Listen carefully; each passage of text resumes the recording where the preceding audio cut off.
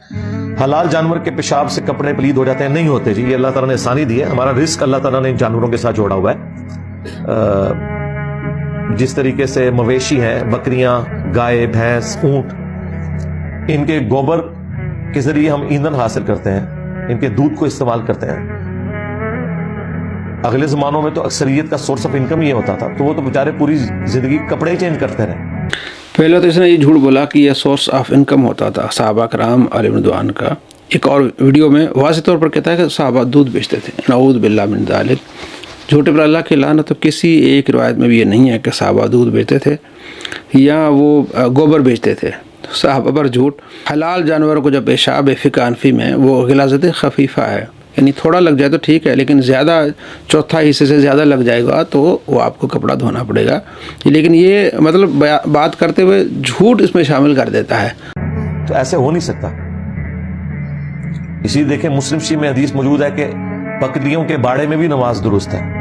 अब बकरियों का बाड़ा वो तो मेंगनियों से पुर होगा, वहां नमाज क्यों दुरुस्त है? इसलिए कि वो नापाक नहीं है।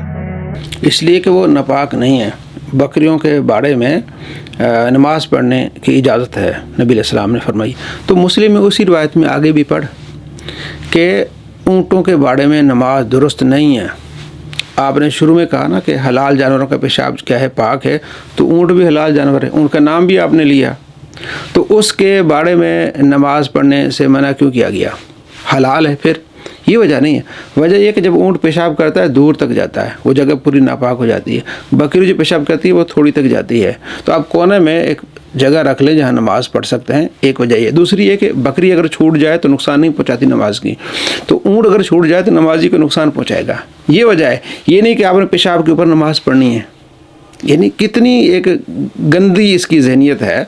और आगे भी ज़रा देखिए। मैं ये नहीं कह रहा कि पाक है, वरना इन्होंने कहना खा लो।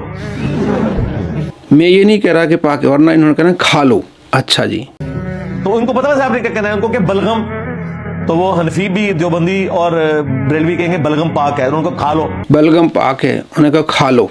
ठीक है, यानी ये इसने तकाबुल किया है कि भाई पाक है लेकिन खा नहीं सकते। तो बलगम लोग खाते हैं।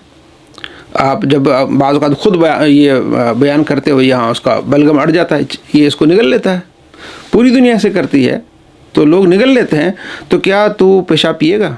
मेरा मशवरा है जेल के हुकाम को कि मिर्ज़ा साहब को जो है ना वो सुबह नाश्ते में बकरे का पेशाब पिलाया करें, ज़रा तगड़ा हो, शायद कमज़ोर हो गया हो। तो ये यानी नापाक चीज़ों को पाक करने की किस तरह कोशिश कर रहा है।